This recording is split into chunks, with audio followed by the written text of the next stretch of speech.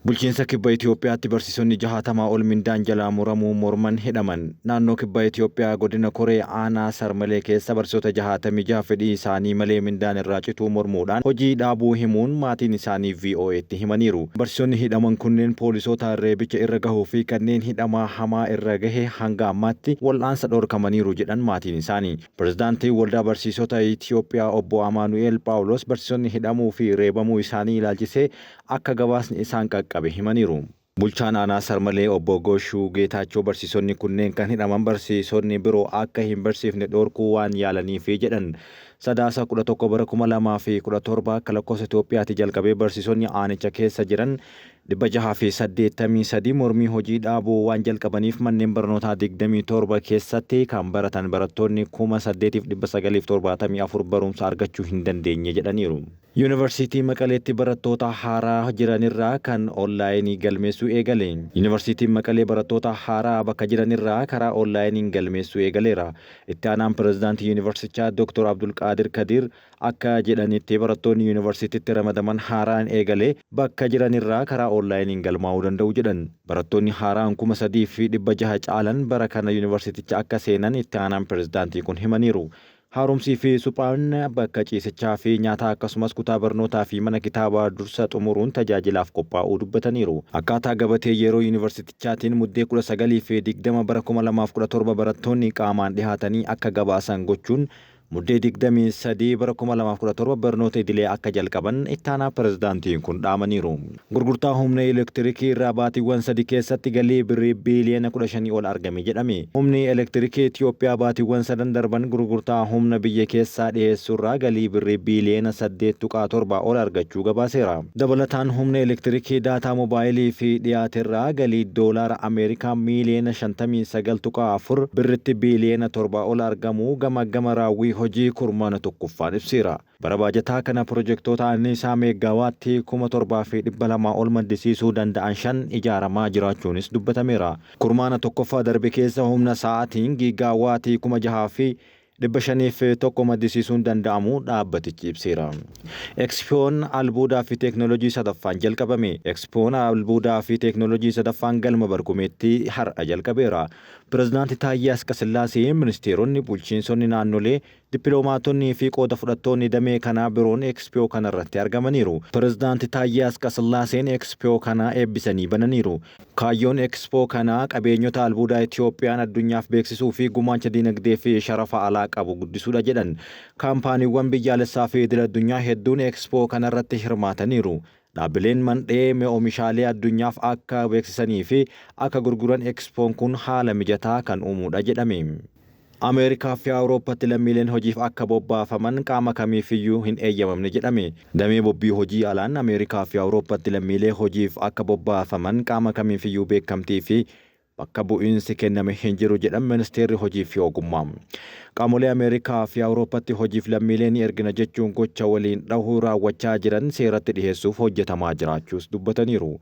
Kaanaadaa dabalatee biyyoota Awurooppaa garagaraatti lammiilee hojiif ni ergina kanaafis qaama dhimmi ilaallaturraa hayyama arganneerra jechuun hojii beeksisaa miidiyaalee hawaasummaan hojjetamee hawaasa baasii fi dhamaatii hin malleef saaxilaa jiraachuu ibsaniiru. Qaamolee yakka waliin dhahuu raawwachaa jiran kanneen seeratti dhiheessuuf xiyyeeffannoon hojjetamaa jiraachuus dubbataniiru. Dhumarratti hawaasni of eeggannoo guddaa taasisuu akka qabus dhaamaniiru. Dippiloomaasii Ameerikaa hin jijjiiramne kanaaf furmaanni jiru dandeettii Nikuleeraa keenya cimsuu qofa jedhan Kim Jong-un. Hoogganaan Kooriyaa Kaabaa misaa'ila baalaastikii ardiilee gidduutti Ameerikaan dandeettii qabdu agarsiisuu irratti ilaalla jedhan. Doonaald Tiraamp bara 2018 fi 2019 yeroo sadii hoogganaa Kooriyaa Kaabaa waliin wal arganii mari'ataniiru. Hoogganaan Kooriyaa Kaabaa Kim Jong-un balaa nageenya alaaf furmaanni jiru sagantaa Nikuleeraa keenya cimsuu qofa jedhu amanu. Kim marii kanaan dura US waliin taasifamaa ture mataa jabbinaa fi ofitti amanamummaa Washington agarsiiseera jechuun televezyiiniin mootummaa biyya isaanii gabaaseera. Kooriyaa Kaabaa Kim Jong-un bakka isheen misaa'ila diroonii fi misaa'ila farra xayyaaraa misaa'ila baalaastikii ardiilee gidduu Ameerikaa rukutuu danda'u dabalate waraanni biyya ishee balaa nageenya alaatiif qophii cimsuu akka qabu dhaamaniiru. Associated Press akka gabaasetti Kim Jong-un darbee sagantaawwan Nikuleeraa waraana Pyongyang hooggantoota waraanaa waliin marii taasisan daangaa malee akka babal'atu dubbataniiru. Hoogganaan Kooriyaa Kaabaa Doonaald Tiraamp pirezidaantii Ameerikaa 47ffaa ta'uun filatamuu isaanii ilaalchisee hanga ammaatti kallattiin yaada inni kenne hin jiru.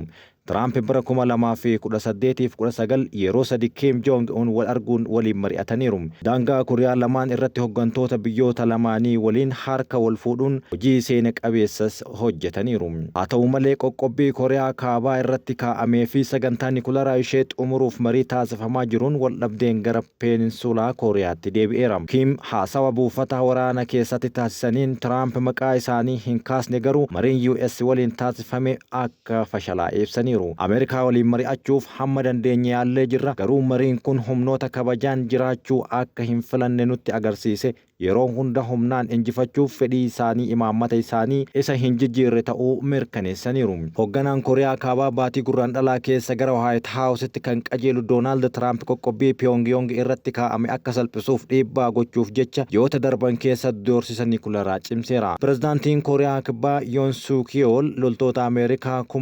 28,500 ol buufata isaanii jiran Tiraamp waliin michummaa gaarii uumuuf tapha goolfii eegalaniiru. Oduu biraatiin Israa'el haleellaa giddugaleessaa Beeruut keessatti raawwatteerti. Haleellaa Beeruut naannoo baastawaatti raawwatameen yoo xiqqaate namoonni 4 yoo du'an namoonni 23 ammoo madaa'aniiru. Israa'el haleellaa kana kan raawwatte boombii Ameerikaan hojjetame Bunker Buster jedhamu fayyadamuun akka ta'es ni himama.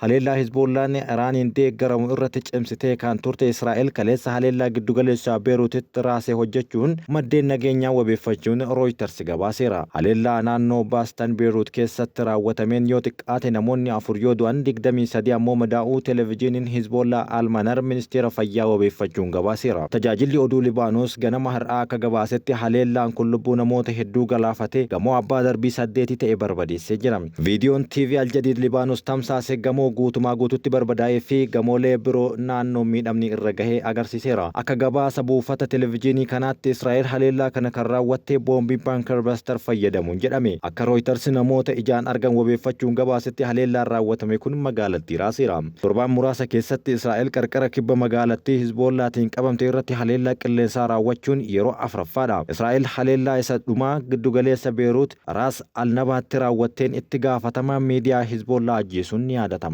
Haleellaa Israa'el qilleensaa irraa kibba Beeruut keessatti raawwatteen hooggantoota Hizboollaa diina ishee yeroo dheeraa fi michuu Iraan guddicha isaanii raawwatan ajjeesaniiru.